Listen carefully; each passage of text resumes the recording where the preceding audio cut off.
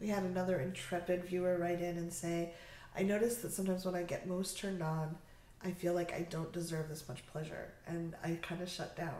Is there anything I can do about it? What do you suggest? I'm here with Reid from readaboutsex.com. Hello, everyone. This is Cathy Vartuli. Sitting with Cathy Vartuli from the Intimacy Dojo. Yes, this is Cathy. So I think it's a great question. Sometimes when we are getting turned on, feeling too good, like, oh, this is not okay. I don't deserve this. Mm-hmm. You've talked about your hamster wheels of death. Mm-hmm. And it's really, we get to deserve pleasure. We're humans, we're alive, as long as we're in consent with the other person and our people in our lives, then there's nothing wrong with experiencing pleasure. Yeah, you can check out that Cathy referenced the hamster wheels, the hamster wheel of death, which is my way of talking about when I get caught in my head and it just gets bigger and louder in my head. A game that may or may not be for you. And this can also be a game that you play solo. A lot of this advice you can adjust and use for playing with yourself, because not everybody is in a partnership or has somebody to practice these techniques on, with a friend or with a lover. But one of the things you can do, if you want, your mileage may vary, this might not be your thing, is narrate what's going on. Yeah, that's clever. Like put the loudspeaker on, and then like if your partner's going down on you and you're like, this feels too good, I don't deserve this. Like, actually say that. You tell your partner, heads up, I want to practice this thing. Because if you've never spoken before and you're like, this feels too good, I don't deserve it, they'll be like, what? Is everything okay? So preface it, but you giving words to it. One might be a turn on for your lover, being like, yeah, you deserve this. Or even though you don't deserve it, could be hot too. Oh yeah, you could go that way with it too. Yeah. But it's like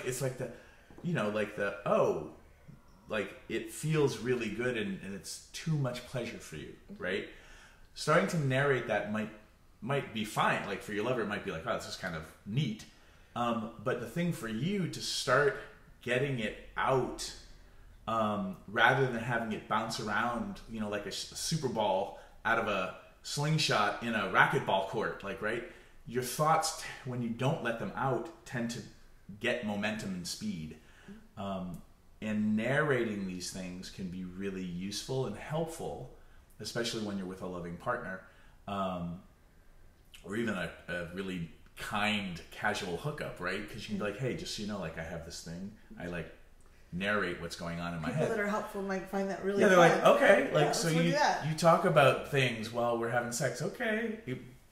But you using your words about the things that you're struggling with during sex, while that might feel unorthodox,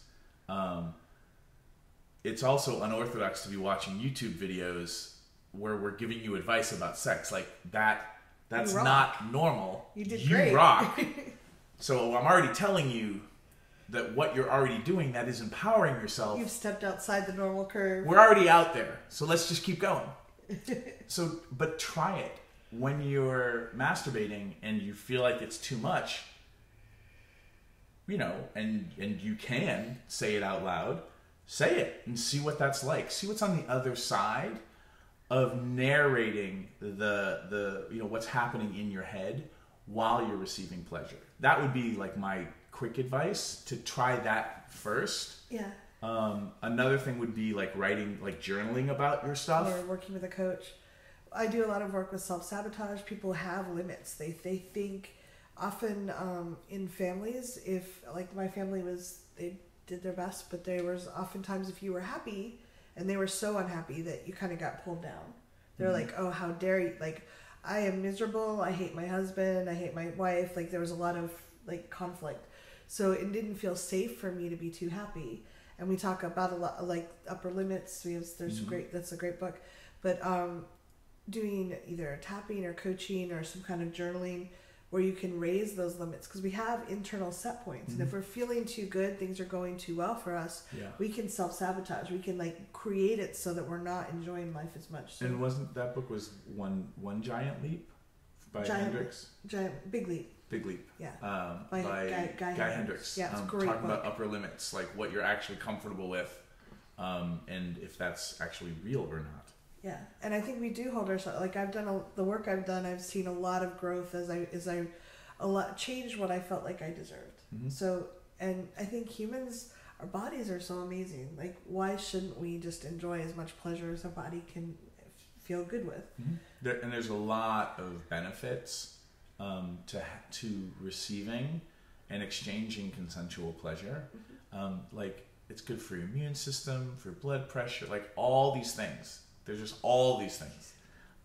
So being able to lean into, in a way that's congruent for you, your ability to receive and contain more pleasure. Studies show that seems to be a good thing. So you might want to try it. Yeah. Let us know what you think. Do you run into this, and how have you solved it? We'd love to know. Hit subscribe.